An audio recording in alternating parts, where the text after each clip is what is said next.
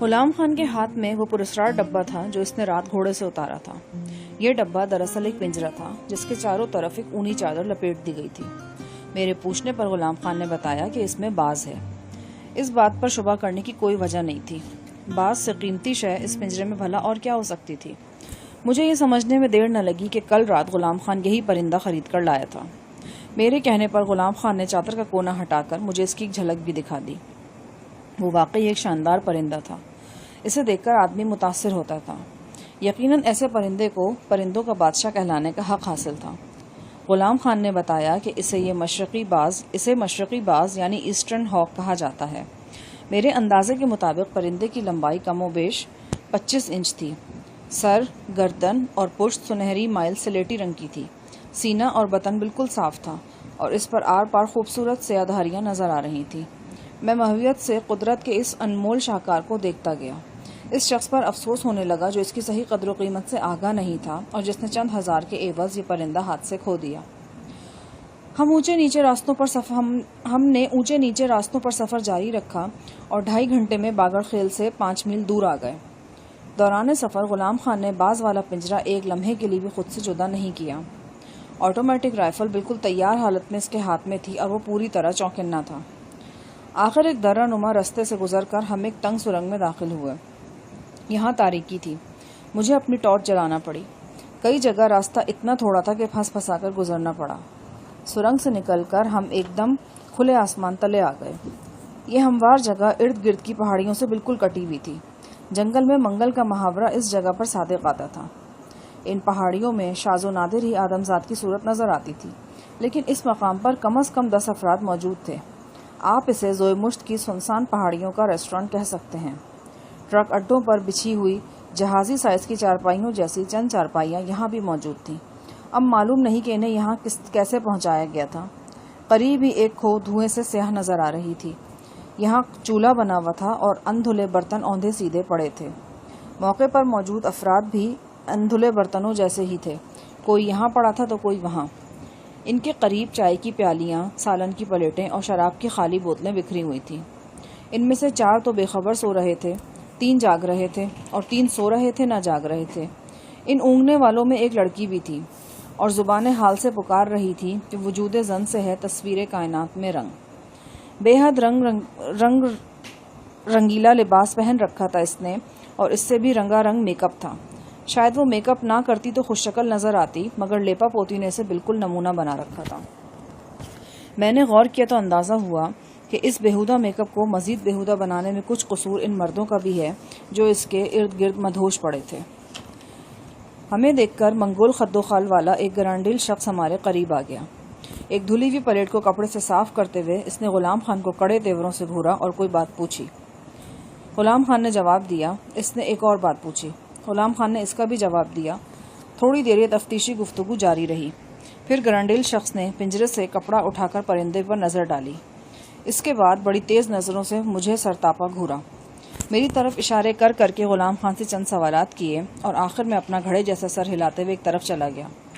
شواہد سے مجھے اندازہ ہوا کہ اس طویل گفت و شنید کے نتیجے میں ہمیں ریسٹورانٹ میں استراحت کرنے اور کھانے پینے کی اجازت مل گئی ہے۔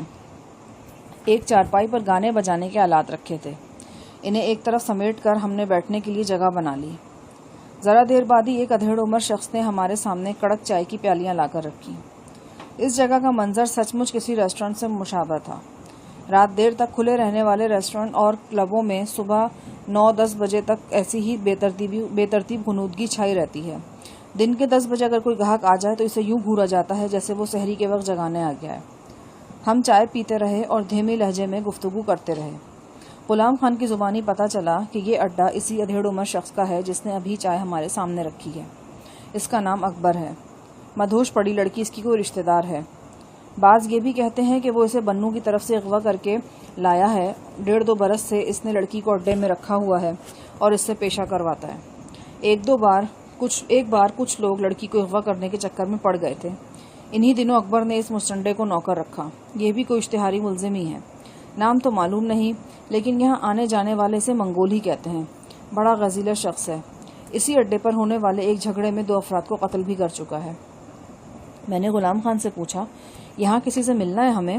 ہاں، غلام خان مختصر جواب دے کر چپ ہو گیا، لیکن پھر اسے خود ہی خیال آیا اور وہ وضاحت کرتے ہوئے بولا، یہ پکھیروں ہمیں بیچنا ہے، اس کا خریدار یہیں آئے گا۔ میں نے کل شام ایک بندے کے ہاتھ اسے پیغام بھیج دیا تھا، میرا خیال ہے وہ اپنے ٹھکانے سے چل پڑا ہوگا۔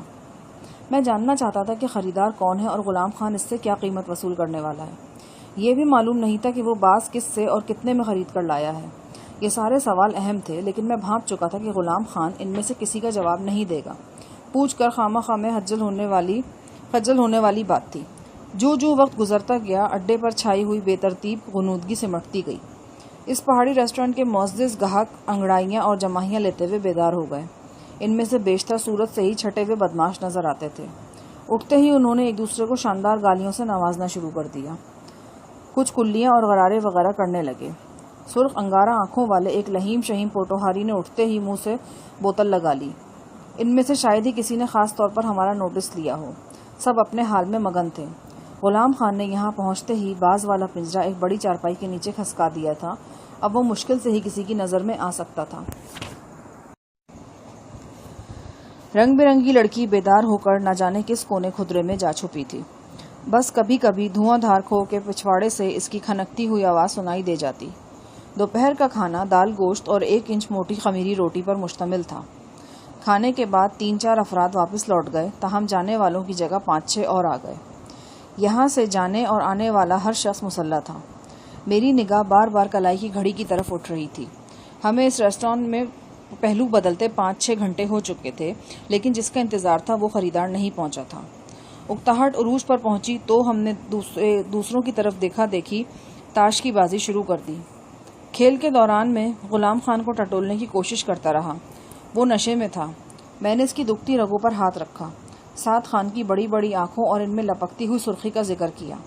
وہ اسٹارٹ ہو گیا اور جوان بیٹے کے حوالے سے اس کے ذہن میں ابھرتے ہوئے خدشات ایک ایک کر کے باہر آنے لگے۔ مجھے یقین ہو گیا کہ وہ اب نہیں تو 1-2 سال تک ضرور ذہنی مریض بن جائے گا۔ مکافات عمل سے کسی کو انکار نہیں۔ جہاں شامت اعمال کا حقیقی اہتمام نہ ہو سکے، وہاں قدرت تصوراتی اہتمام کر دیتی ہے۔ مجرم کو اس کا ذہن سزا دیتا ہے، اس کی سوچوں کے تازیانے اس کی کھال ادھیڑتے ہیں۔ میں غلام خان سے ہونے والی گفتگو کو بتدریج اس کی نوبہتہ بیٹی یاسمین اور داماد شہباز پہلوان کی طرف لے گیا۔ میں جاننا چاہتا تھا کہ شہباز اب کہاں پایا جاتا ہے۔ غلام خان کی باتوں سے پتہ چلا کہ انہوں نے پارا چنار کا رخ کیا ہے۔ ممکن ہے وہ شہر میں ہی کہیں کرائے کی چھت تلے رہ رہے ہوں۔ لاری اڈے کے قریب و جوار میں ایک تکہ فروش رحمان زئی سے اس کے بارے میں پتہ چل سکتا تھا۔ میں نے یہ معلومات اپنے ذہن کی ڈائری پر نوٹ کر لیں۔ جو ہی اندھیرا پھیلا، اس پہاڑی ریسٹورانٹ میں مٹی کے تیل سے جلنے والے لالٹینیں روشن ہو گئیں۔ ایک بڑا سا گیس لیمپ چارپائیوں کے عین درمیان لکڑی کی تپائی پر رکھ دیا گیا۔ روشنی ہوتے ہی رات والی لڑکی چھم سے برآمد ہوئی اور پورے ماحول کو جگمگا گئی۔ وہ بڑے ہیجان خیز لباس میں تھی۔ میک اپ ابھی دھرم بھرم نہیں ہوا تھا، لہٰذا وہ خوبصورت نظر آ رہی تھی۔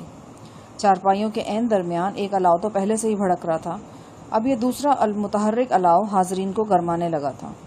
چائے، شراب، قہوہ، روٹی، سب کچھ وہی سرو کر رہی تھی۔ غلام خان نے سرگوشیوں میں اس اڈے کے قوانین بتاتے ہوئے کہا کہ یہاں ہفتے میں 5 روز ناچ ہوتا ہے۔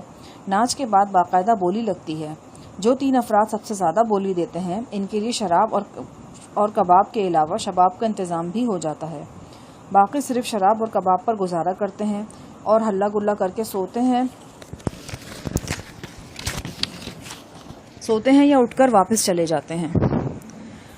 8 بجے کے قریب اچانک غلام خان کی آنکھوں میں چمک نمودار ہوئی۔ میں نے اس کی نگاہوں کا تعاقب کیا۔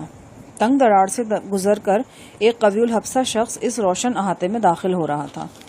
وہ درمیانے قد کا لیکن چوڑا چکلا اور مضبوط شخص تھا۔